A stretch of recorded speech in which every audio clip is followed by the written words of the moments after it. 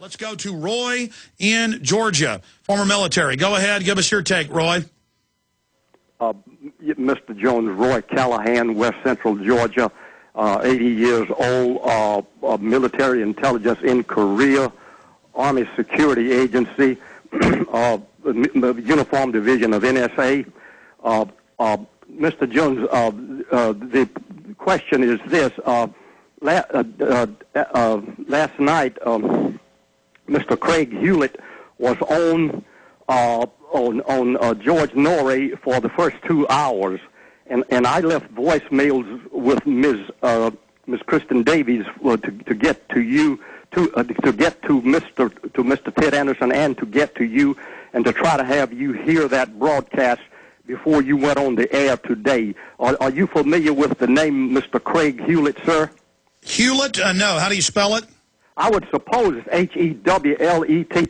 Mr. Jones, I am a radio listener from the 1930s. In fact, in 1930, when I was born, I'm sure the radio was playing, and I heard my first radio in 1930. And listen, sat at my father's feet during World War II, hearing all of the most famous news people in the world, sir. I'm having cards printed up that say these words: the most valuable man alive, Alex Jones.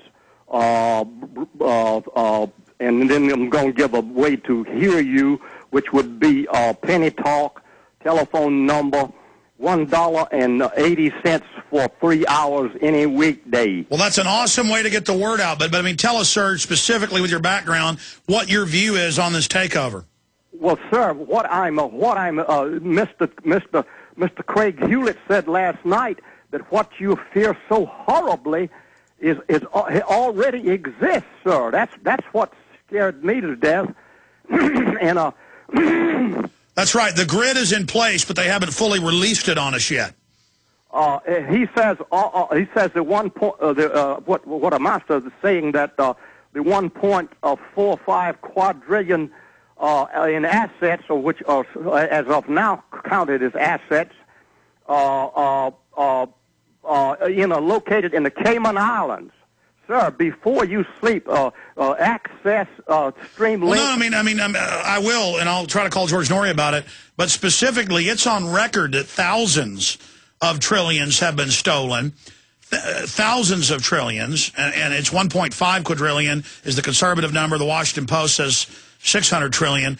And yes, a lot of it is in the Cayman Islands. I mean, this is offshore banks that did this. But crystallizing what this fellow said, what else did he say? Mister, here's what shocked me to death. This man's I think he's a generation after me. I'm a Korean era age, and he is Vietnam era age, and I think he was in the media because he was talking about, I believe, being with Sean Penn in Vietnam. But this man is extremely knowledgeable, sir, and I say of Mr. Webster Griffin Tarpley that there is no mind, that it is no mind superior to Mr. Webster Griffin Tarpley, and last night the voice of Mr. Craig Hewlett. Well, listen, that's amazing. Be sure and call me back in the next few days with more. We'll check into it. Mark and JC, you'll be our final callers on the other side of this quick break. PrisonPlanet.tv, Infowars.com are the websites. Let's move quickly through calls. Roy, Mark, and JC, if I've got time. Roy in Georgia, you're on the air. We just talked to Roy. I apologize. Mark and then JC. Mark in Ohio, former military. Go ahead. Alex? Yes, sir. Hey, I just want to let you know, I spent 30 years active reserve in the Army. Started out jumping out of airplanes with 11 Special Forces. Had a top-secret security clearance for communication. And finished my career since about 97 making military policemen. If you're Army, National Guard, Reserve, Marine Corps Reserve, whatever you came to us, become reclassified as a military policeman.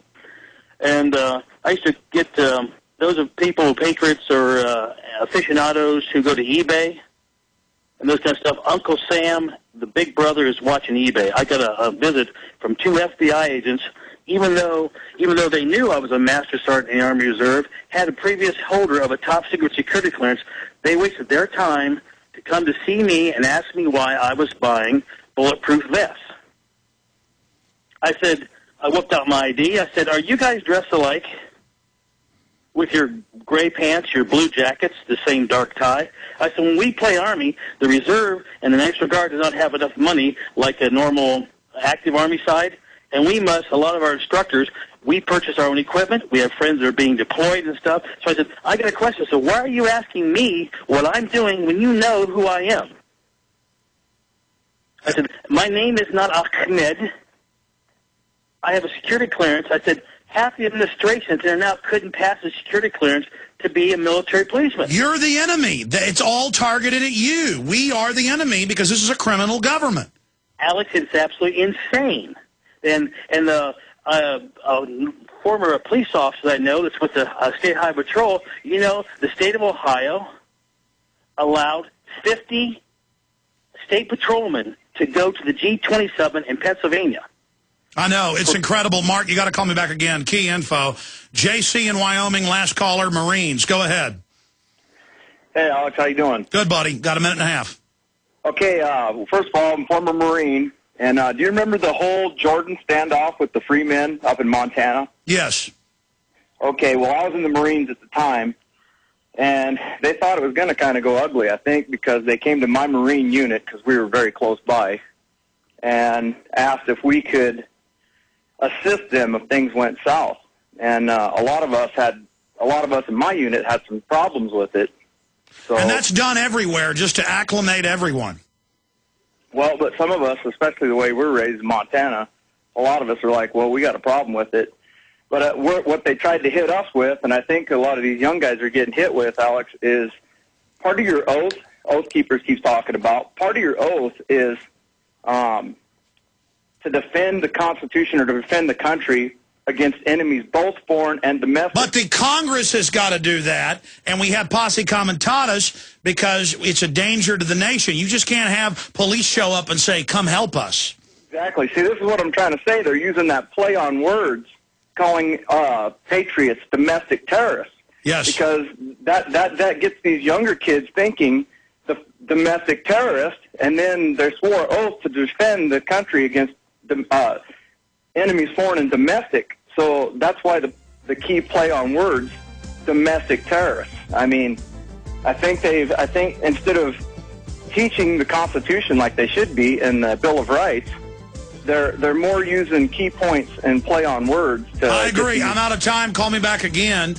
But I would just add to this, the real domestic enemies are these foreign corporations setting up a world government and looting us through the Treasury.